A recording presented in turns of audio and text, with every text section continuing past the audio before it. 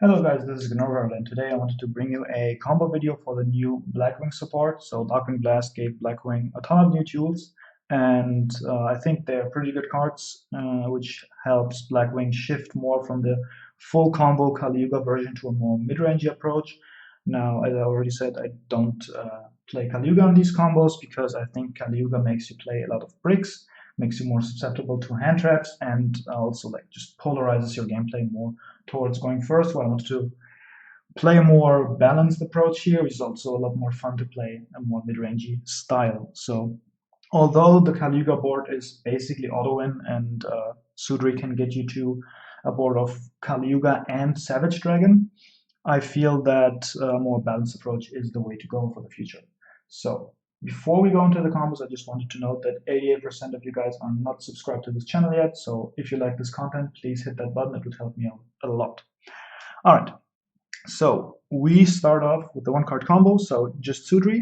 If you only have him and 4 hand traps, for example, you can normal summon him, and then you search the Vata.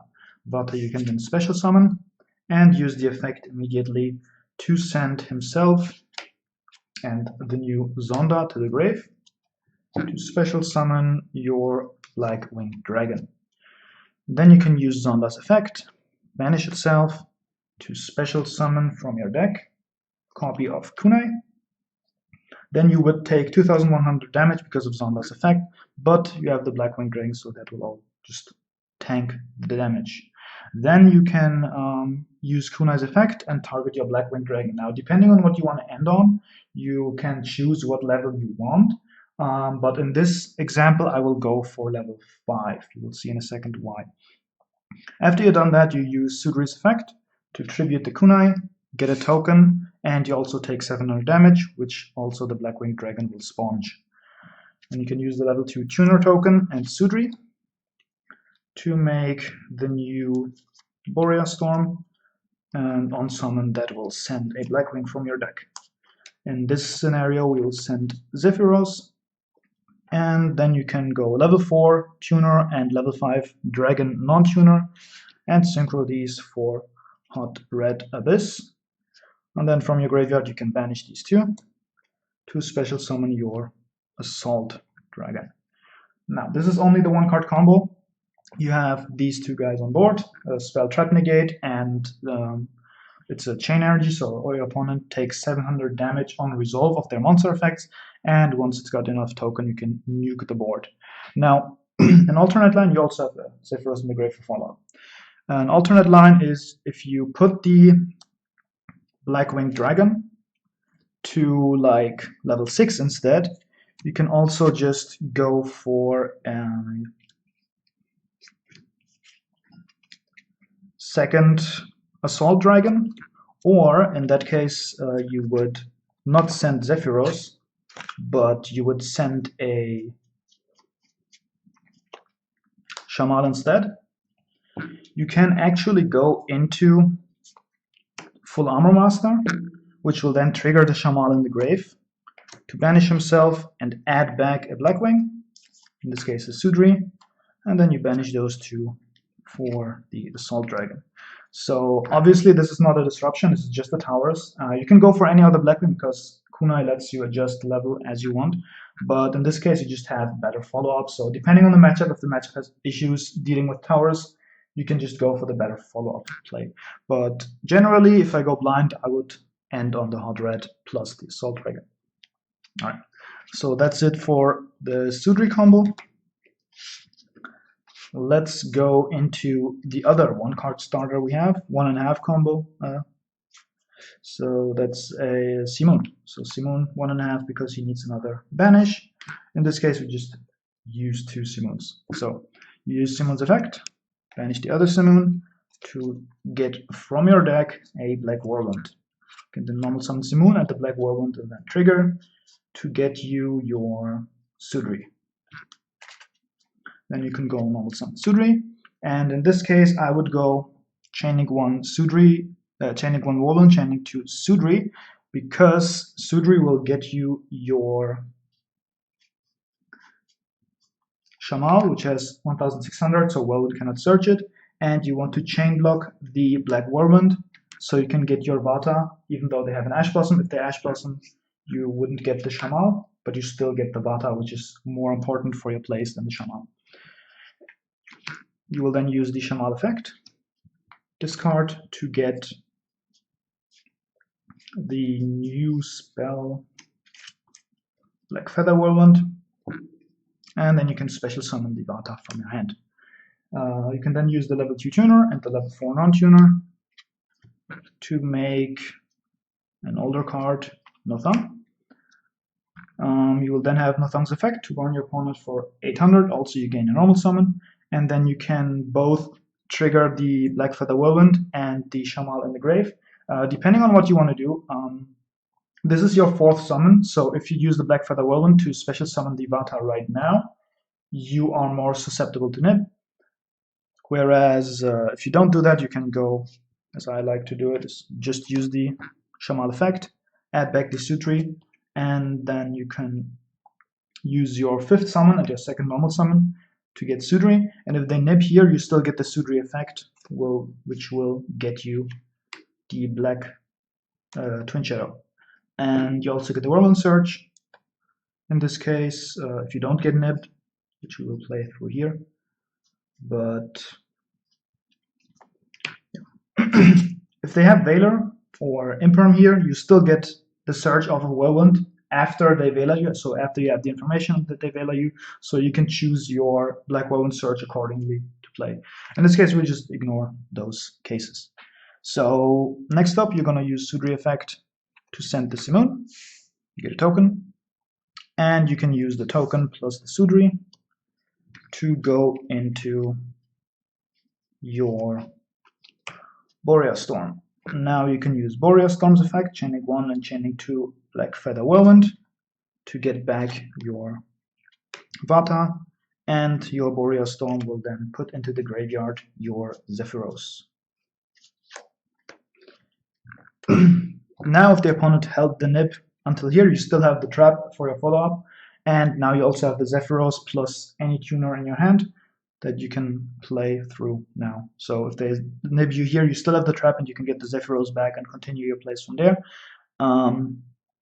But we'll just go Vata effect here to send your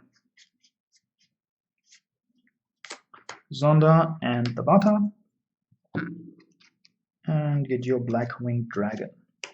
Now that we have the Zonda in the grave, we can actually go and use the Zephyros to bounce the Black Feather Whirlwind, and still we have an extender from the grave in this case, in case your opponent has the nib. Now you can activate the Feather Whirlwind again, which is, by the way, soft once per turn, so through the bounce of Zephyros we reset the effect here. Now you can go Boreas Storm and Nothung, which is a level 4 Synchro Tuner and a level 6, to go into the Assault Dragon, which will then trigger your Black Feather Whirlwind, and you special summon back the banished Shamal, which is very important. Now you will synchro these two off, but since you don't have any Blackwings on board, you have to summon the Orochi now. Now you can go into a level 8 synchro of your choice. In this case, I go for Draco Berserker of the Tenyi, and then you go Orochi and Black Winged Dragon for your Hot Red Abyss. And finally, you can banish from your grave your Black Winged Dragon and your Boreas Storm to go into your second Assault Dragon. Now, you can set the trap and pass your turn like this. So what you end on is 1400 damage per monster effect that resolved. You have the Draco Berserker banish, you have a spell trap negate, and most importantly, you also have a follow-up in the grave in form of Zonda. But once your opponent has a board where they have enough monsters, you can go and activate the Twin Shadow, which you will then use to synchro summon from your grave or banished pile. In this case, we're going to recycle the Nothung and the Vata, which will add up to level 8. Shuffle them back. And special summon Silverwind. Now Silverwind, once it's synchro summoned, will destroy 2 monsters on the field. Up to 2 monsters with less defense than this card has attack, and this has 2,800. So you can get a double pop. But more importantly, this will also trigger both the Black Feather Whirlwind and the Shamal in your grave. So that's why we reset the Shamal. So you can now banish the Shamal to add back your follow-up play, and your Black Feather Whirlwind will special summon. So now you can decide what you want to do with the special summon. It can be anything that has 2,800 or less attack. So for example, you can get the banished Boreas Storm back, you can get the Shamal back, so you have more follow-up later. But what I like to do is, oftentimes, you bring back the Zonda, because Zonda on summon can bounce a monster. So just through activating the trap, you get 2 pops and a bounce, plus you get your follow-up play here. So even if the opponent manages to clear this whole board, which, by the way, one thing I forgot to mention is the Assault Dragons gain tokens, and so if this has 4 or more tokens, you can use the effect, tribute itself, to destroy all the cards on the field. Now, this would include your own cards, but the Black Feather Whirlwind has another effect that if one or more of your dark monsters would be destroyed, you can instead remove a Black Feather counter from the field and instead. So because you have 2 Assault Dragons, you can tribute the one, and then everything would be destroyed, but you use the other Assault Dragon, remove a token from it to protect all your darks, which coincidentally is your whole board. So all that goes away is the 2 Whirlwinds. Now, in case they actually do clear that too, you will top deck any card. Let's just put a blank, and then you can go Sudri to get back your Vata, and you can do plays from here. Now, you also have the Zonda, so you can go Zonda, banish, and special summon from your deck. Your Simoon that is left, because you already have, oh no, you have Kunai still, yeah. You can special summon the Kunai, you can special summon the Vata, you can use those 2 to go into Nothung and have another normal summon for your Blackwings, and so on. You could also use the, you can also keep the Sudri and just synchro these 2 to go into Raikiri to pop cards from my opponent, or you go into Hawkjoe, which will then revive a Blackwing monster, like the Kunai, for example, and then you can go Sudri, token, go into Raikiri from here. You have a lot of options as follow-up just through that. You have even more options if you don't have to nuke your field, and your Black Feather Whirlwind and your Black Whirlwind would stay, although this wouldn't stay because of Simoon. This leaves the field. But yeah, you have a lot of follow-up just through setting the combo up that way.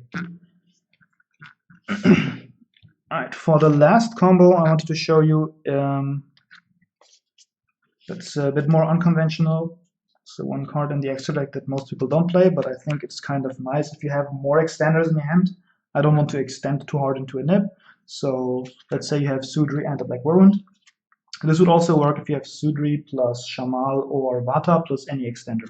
But you go Black Whirlwind and you normal summon Sudri.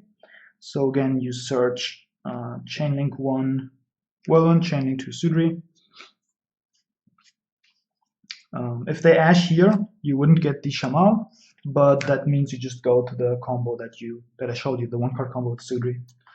But in this case, you go for a Shamal and a Vata, and you use the Shamal to set from your deck the Feather Whirlwind.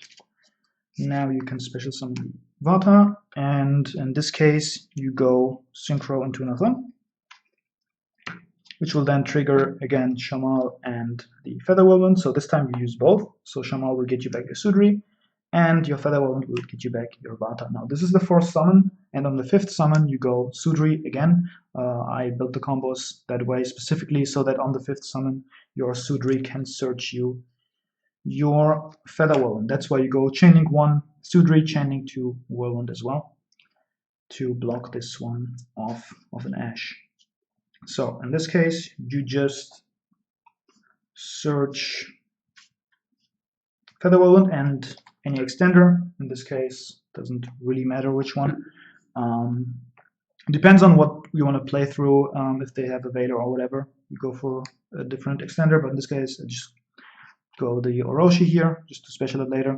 So now comes the line that is not that conventional, and that is you synchro these off immediately to get into a crystal wing. So if they don't nib you on the 5th, if they nib you on the 5th, you still have these two.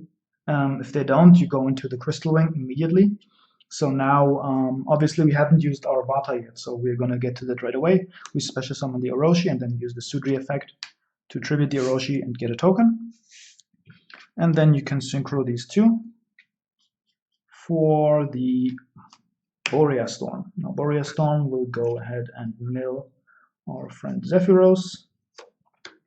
And Zephyros will bounce the Feather Whirlwind, come back, and then you can activate the Feather Whirlwind again, and you synchro these two for a Draco Berserker of the Tenyi, which will then trigger your Black Feather Whirlwind, and special summon your Vata. You can then use the Vata effect to send to your graveyard your Zonda and itself to get your Blackwing Dragon. And obviously, if you had another extender, you could use the Orochi here instead to make your hot red. But in this case, we just work with what we have, and we just go ahead and banish these two. For our Assault Dragon, set our trap, and now we have the same setup for the trap to get our Silverwind, although our Shamal is not in the grave in this case. So you would still get the resurrection for the Zonda if you want to bounce something, or if you don't need to bounce anything, you can get back the Shamal in this case. But again, we have a lot of follow-up, and this time we end on a monster negate that is pretty strong. Alright, that's it for all the Blackwing combos. Hope you guys liked the video. Subscribe if you like, leave a comment if you want to see the whole deck list, and I'll see you guys next time.